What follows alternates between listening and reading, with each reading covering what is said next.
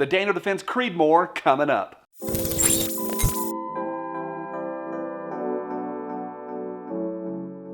Hey guys, I'm Johnny with PewPewTactical.com, the definitive source for gun reviews, gear guides, and all things that go bang.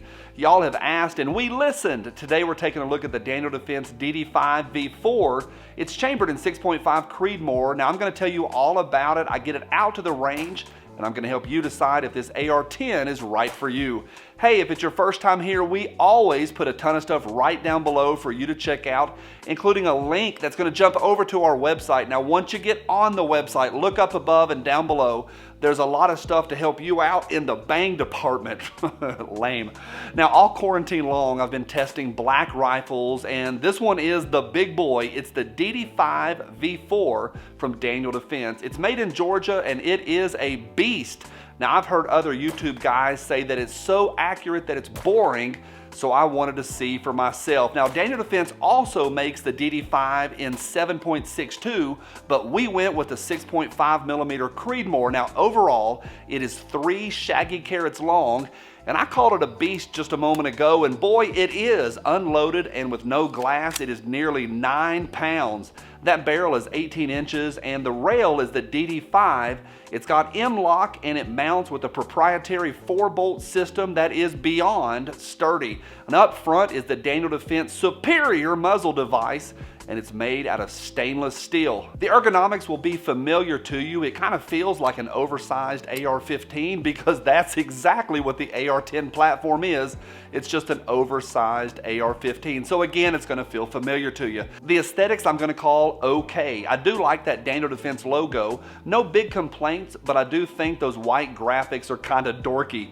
The price as tested is $24.99. What it comes with is the Daniel Defense clickable hard case and a 20-round PMag. And speaking of mags, for this test I used the PMag that it came with, as well as a shorter Lancer mag. Now, spoiler alert, they both ran great. The rifle comes as a flat top, full rail down the top. I paired it with the primary arm 6-30. Now, it's got Japanese glass and giant knobs for my big hands. It's illuminated and I like it. I'll put a link right down below for you to check out because where else would the link be? And if you're already on the website, look up above. The link's in there somewhere. I promise you it's there. All right, let's get out to the range. For this test, I used Sig Sauer Elite match grade ammo in a couple different grains and the Sig Copper hunting rounds. So all the ammo that I used was from Sig and it performed outstandingly. And y'all always ask about that tripod. This is the Death Grip from Bog. I'll put a link in the article somewhere for you to check out. This is my personal tripod. I bought it last summer and it rocks. I had absolutely zero problems with the DD5. I've worked with AR-10s before that can be a little bit temperamental with feeding, but the Daniel Defense runs like a dream. I have literally nothing to report to you. It feeds great, it fires great, it locked back on empty every time, and right out of the box, it is simply a solid rifle. Now, after the test was over, I sat down to write this script, and I'm like, what am I gonna tell the viewers? It's a top shelf rifle that runs like Swiss clockwork. But y'all know what I'm about to say, the important part, here it comes. It's that accuracy. We all know that the 6.5 Creedmoor round is exceptional, and we know that Daniel Defense has a solid reputation in the industry. So the question really was, how would I personally shoot this rifle? I shot the rifle okay, especially in the closer distances. I'm happy to say that I had some solid groups at 100 yards. Yes, I said that out loud, 100 yards with a Creedmoor.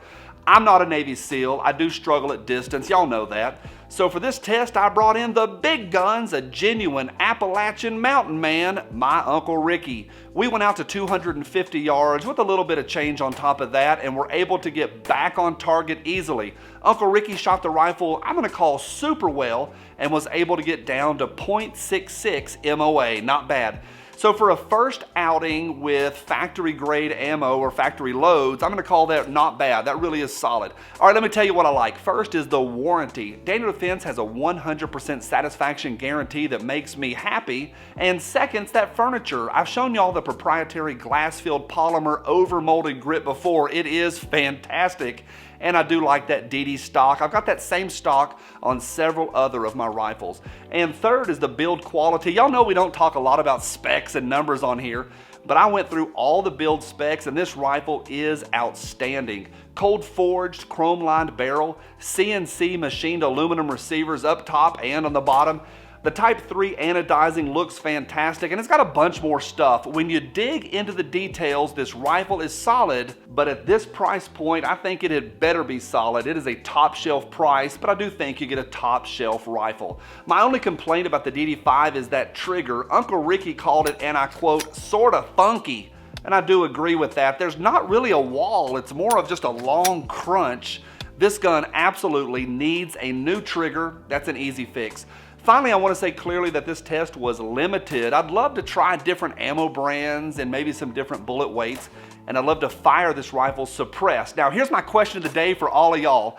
A lot of folks prefer the Creedmoor in a bolt action rifle. Are you okay with a gas-powered Creedmoor? I certainly am, but I'd like to hear your thoughts on this one. Leave a comment right down below. Overall, I had a ball with the DD5 V4 from Daniel Defense. Again, I'm going to use the words top shelf platform with a top shelf performance. So from me, a big thumbs up. On behalf of the entire Pew Pew Tactical team, thanks for stopping by. I'm Johnny, and we'll see you soon.